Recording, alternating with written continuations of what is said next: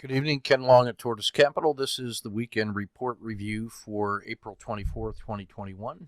Pardon my bit of a lisp. I just had a tooth implant, so I'm still a little numb. Bullish, quiet, overbought in every condition.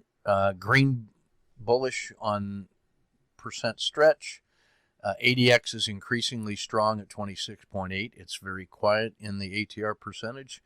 And the risk index and Z-score are both showing favorable conditions for the long side swing, with the caution that this falling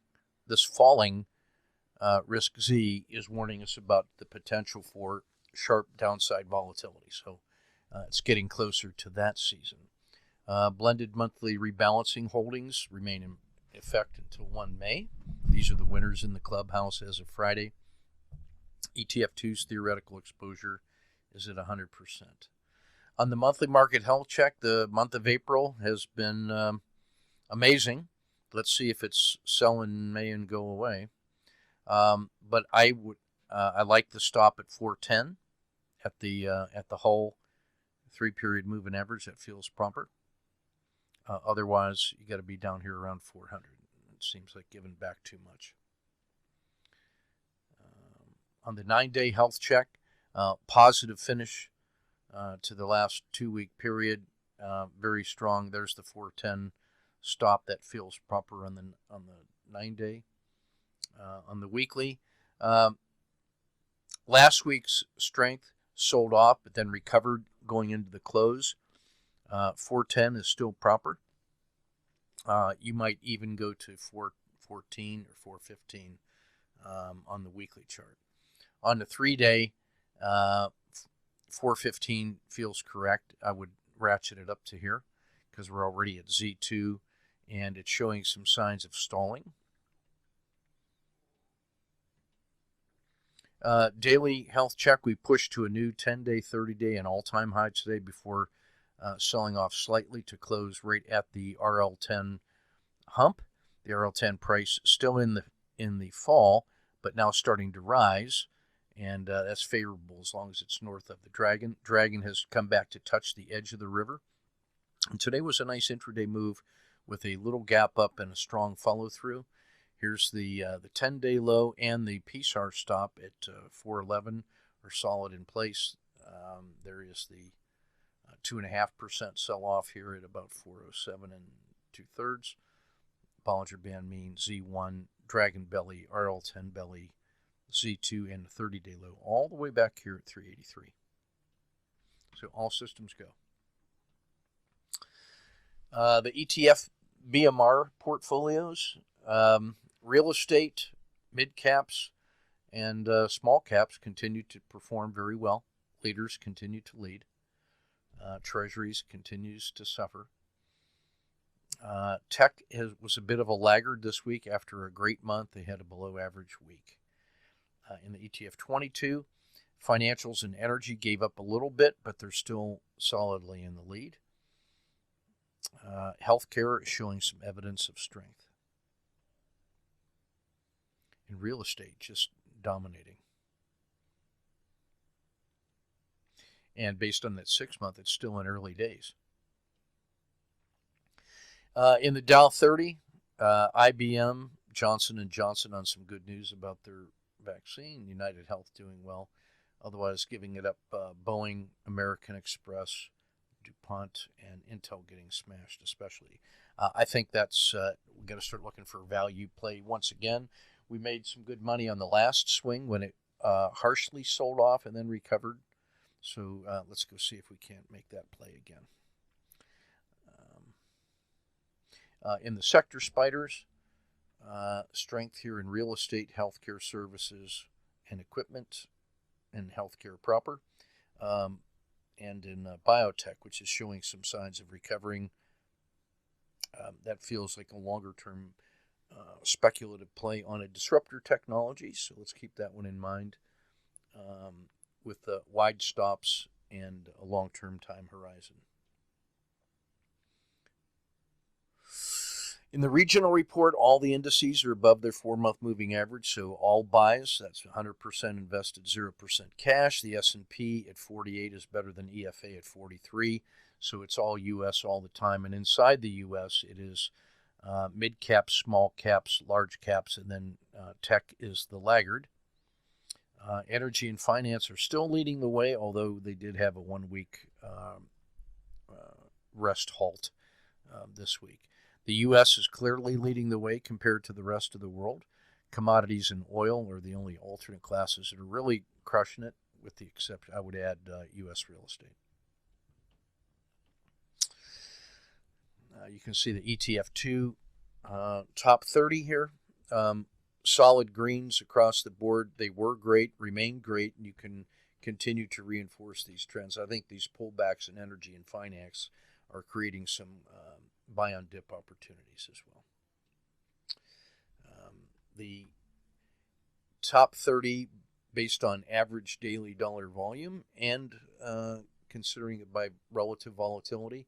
So in the green means it's very liquid and highly volatile for trading short term. So energy, semis, Brazil, biotech, and the gold miners are in great shape there. IWM's not bad at 1.81 relative.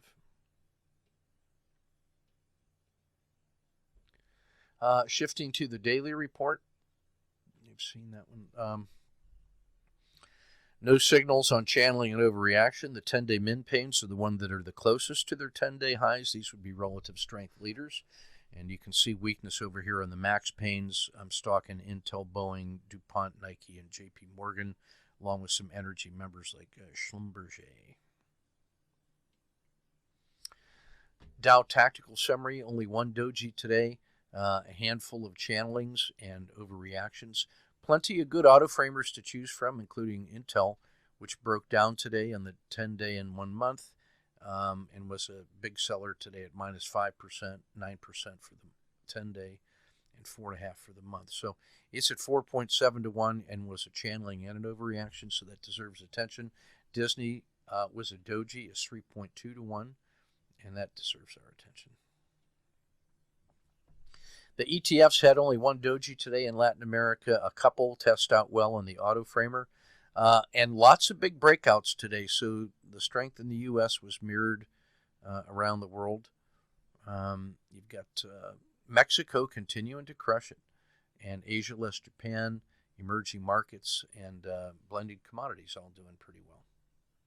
Finally, Moon and clean energy staged to come back along with metals and mining. In the auto framer, just a handful of good signals in here. Intel, Boeing, Disney, Nike. Oil exploration is a great intraday trader, so if it starts working well, it has a 2.6 to 1 on a swing trade, but it could also give us some nice moves intraday as well, and also energy. Only Disney and Boeing squeezed enough today to give us a favorable breakout possibility on that one-day daily squeeze trade. Summer is continuing to dominate on both sides of the aisle here with the Dow and the ETF 30, based on the strength of the last, on today's strength inside the markets. 3M and McDonald's, big winners today. United Health, Travelers, Goldman, and Apple all doing pretty well. Intel and Honeywell just got smoked today. Broad-based of support here. Healthcare, Asia less Japan, Mexico, mid-caps, and emerging markets all doing really well. Consolidating, strength near the tops and breakouts of their trading ranges, so that looks pretty good. The slope of the 30-period regression line looks solid. It is slightly out of the yellow zone, slightly above the edge of normal. The fact that it resumed a little bit today feels like there might be one more squeeze in that.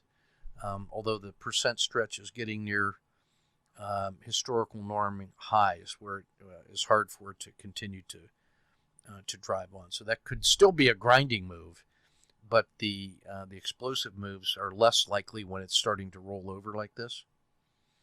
But the fact that this did not collapse going into the weekend, in spite of many reasons to do so, I take as a promising note. Stabilizing here near the top of the river after a really nice run up.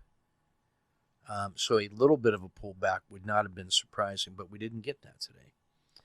As always, the bottom of the river is really the final alarm on the fire drill for big sell-offs.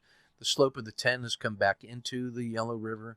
The 30 is rolling over near a relatively high peak at 2 to 1 at 2 sigma, and the 90 is still comfortably strong.